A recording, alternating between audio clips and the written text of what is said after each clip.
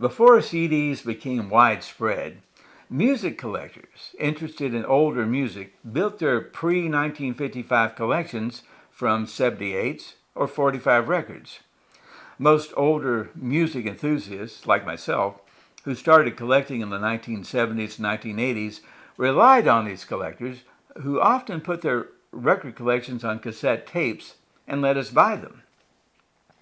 More than 35 years ago, Jack Henderson of Pomona, California, and I set out to build a comprehensive Bob Wills cassette collection. We tracked down every recording and rejected take that we could find from all sources, whether on record or cassette. It took us over 2 years to finally track down every known recording that we could find. It eventually culminated in 19 90-minute cassettes, and this was just the commercial recordings. It was a fun hobby, something to do after work. About a decade later, Bear Family Records came out with 2 comprehensive Bob Wills CD collections, but it still didn't have all the rejected takes that we had. Let me give you an example. The Bear Family CD set, San Antonio Rose, has 2 examples each of Hang Your Head in Shame and Smoke on the Water.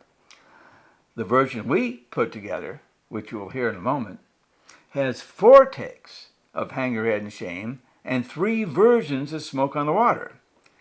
Now, why, you ask, were there so many takes to these songs? I'll tell you in a minute. But first, let me add that I found all these takes on various Bob Wills albums that were issued through the years. But I almost never had the take numbers. I didn't have any idea what order they were recorded. All I had were the dates. We wondered why there were so many takes, and also how we should order them in our presentation. Jack Henderson talked to a well-respected country music scholar in the Los Angeles area, Ken Griffiths. He answered our questions. From the very beginning of Bob Wills' recording career, he had been directed by the pioneering artist and repertoire man, Uncle Art Satterly, who was employed at Columbia Records. Wills and Satterly were very fond of one another, and in January 1945, they had not seen each other for 3 years. This was due to the 1942-1944 nationwide musicians' union strike that had resulted in a 2-year ban on all recordings. They were so glad to see each other at the recording studio that before the recording got started, someone popped the cork and brought out the booze. Bob Wills rarely drank alcohol. Sometimes he would go for years without a drop of alcohol. But when he drank, he couldn't stop.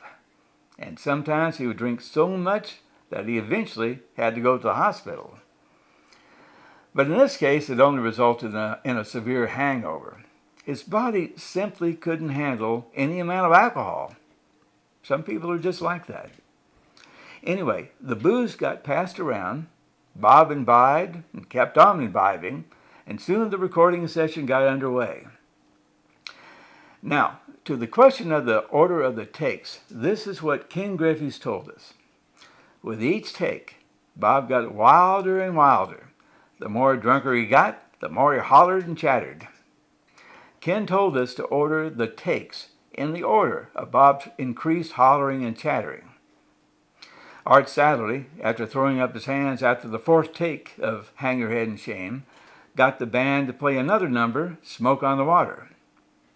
After 3 takes of that, he managed to get the band to play an instrumental, Texas Playboy Rag, which they did in 1 take, but Satterly wasn't satisfied with it.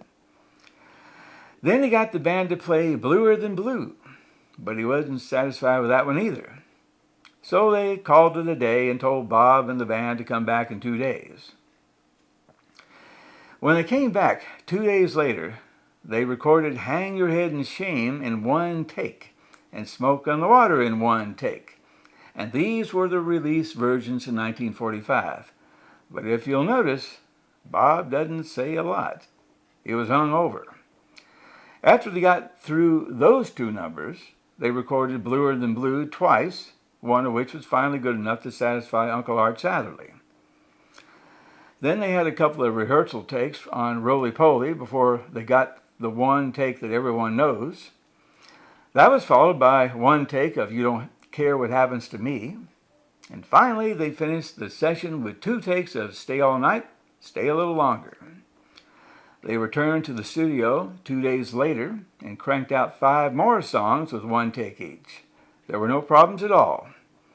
Anyway, here is the entire January 24th and January 26th, 1945 recording session that we put together over 35 years ago with the materials that we had on hand to work with.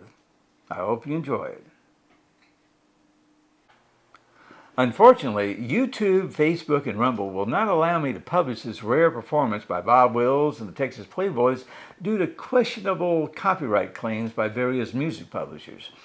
Since I'm not allowed to publish this audio on my social media accounts, I've created a special download link in the description below, so you can download the audio direct to your smartphone, tablet, or computer.